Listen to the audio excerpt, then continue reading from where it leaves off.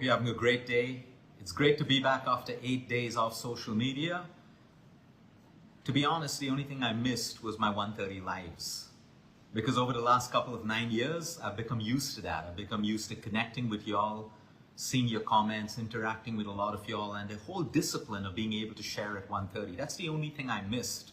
Other than that, pretty much nothing. In fact, today morning I had to reluctantly get back onto social media, but I'm trying to be positive about it. It's been amazing what we did. And the reason I'm doing this live today is to share how it impacts your physical and emotional health. You see, I don't like to preach, I like to teach. So we did the social media to see the actual changes. You know, I'm a fan of self-realization. Action, self-realization, the lesson is learned. We don't want to learn from one another all the time and see what's working for everyone because of bio-individuality and uniqueness. Thousands of people joined us in this 8 days off social media, and the testimonials that have been flowing, nothing short of spectacular. But there are two commonalities. We're still assessing it. We're collecting all the testimonials, and then our team is actually going to look at all of the testimonials and pull out data points and commonalities. But the few that I've read through, ever since we got off social media and people have been sharing testimonials, sleep improved. The depth of sleep improved. This is like a massive commonality amongst people who did the fast. And it's amazing. It's scientific. It's very, very simple to understand. Your mind is uncluttered. Your mind has not been subconsciously or unconsciously comparing your life with other people, looking at other people's lives, whatever it is. Plus, you've been away from your gadget mostly, blue light right before bedtime. So I'm not surprised that people's sleep have improved. We've had insomniacs send in testimonials saying that, Luke, for the first time in 20 years, I've slept deeper just by being off the screen, which is phenomenal. The second thing, which is very, very powerful, people have reported a change in their emotional health. I've already gone through 6 testimonials since morning where people with depression have said, Luke, I feel so much better. Someone else said that, hey, Luke, I use social media for loneliness, but I actually felt better without being on social media. I now realized I was more lonely being on social media. So everyone's different. Social media serves us in different ways depending on how we use it. If I'm using it with intention, I'm using it mindfully, it's fantastic. If I've been misusing it and I'm on social media because I want more and more dopamine, I suffer from it. But it's unbelievable how just reconnecting with our source, which is stolen from us when we're constantly connected with the virtual world, can make us feel so amazing.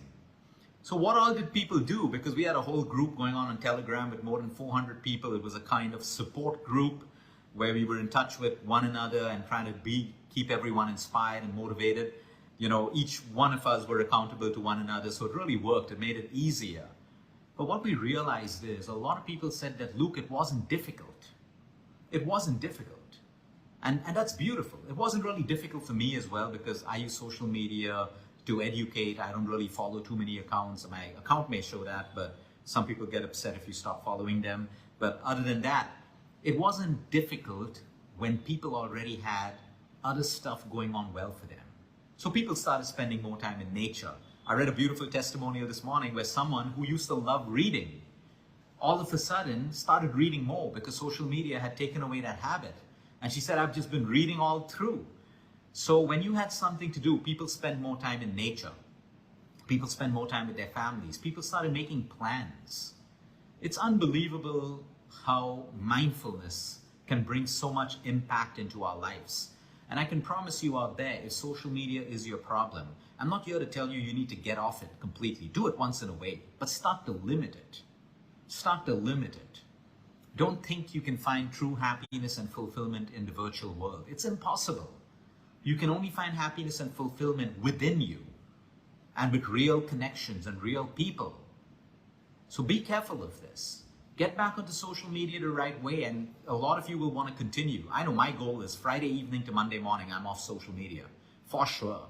It's something I crave for, and it's something I'm going to do. But how? I had a lot of people also say that, Luke, did your business suffer? My business is not social media. My business are my patients. When my patients do well, they tell 10 other people, and we have 10 other people join us. Social media doesn't really serve, but social media serves for us to educate people. But what did I do for 8 days? We had 8 master classes. We spoke about cancer. We spoke about self-esteem. We spoke about happiness. We spoke about the liver, the heart. We did so many topics. And we had over thousands of people register for these events and attend them. So we kept the education going without the requirement of social media. Of course, we post most of them on YouTube now so people can look at it. But the point is, it's possible. Our mind makes us prisoners. Our mind becomes the biggest obstacles, thinking that, hey, we want. I had genuine concerns coming from people that, hey, Luke, FOMO. How do you manage FOMO? But understand one thing. You think being on social media is solving your FOMO? It isn't. It isn't. Sometimes FOMO is best managed by you being cut off from it. And then you realize that, hey, that's just my mind. I don't really need it. And the same people who were worried about FOMO, the fear of missing out, towards the end say, hey, Luke, I don't care about these things anymore. I don't care about them. So you see, life teaches us through our own actions. And that is the power of being off social media. It is so important for us to connect with the real world, nature, things that matter. Things that matter. I had parents write and saying, hey, Luke, our children have told us, be off social media more. Because guess what? Our energies changed. We were happier. We were not scrolling when our children were trying to talk to us. It's amazing what can happen. So moving back into social media, do it with mindfulness. Maybe 15 minutes in the morning, maybe 15 minutes in the evening, but continue to cut it off 1 hour before bedtime. Don't let it come in between your work. Don't let it become a tool for you when you're bored. When you're bored. No, you should have other things in life to fill up those voids. Use social media intentionally, and sometimes, of course, you want to scroll through pages, look what's happening, fine, but do it with intention. Social media doesn't have the right to rob away your inner peace and your power, but it will if you give it away. So it's good to be back. All of the webinars that we did, we will find a way to share it with all of y'all. Most of y'all on the detox already did it. A lot of people are continuing the social media detox. That's also absolutely fine. Do it with intention. But believe me, if you suffer from depression, anxiety, comparison, FOMO, you're inadequate, your self-esteem is low, please continue to limit the amount of social media for you and your children. If you build entertainment into your children's life, when I mean not social media entertainment, nature, doing activities together, they're not going to want it. But if they don't have it, who's going to win? Social media. Because there's so much to keep the dopamine running.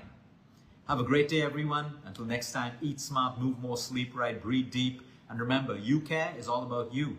If you were on the social media detox and you have a short story to share, please put it in the comments. We would love to read through. And of course, we're taking all of this data and all of these sharings and we're trying to draw out commonalities of what people achieved, what went well. That's how we learn and that's how we leave a legacy for the next generation. Have a great day, everyone.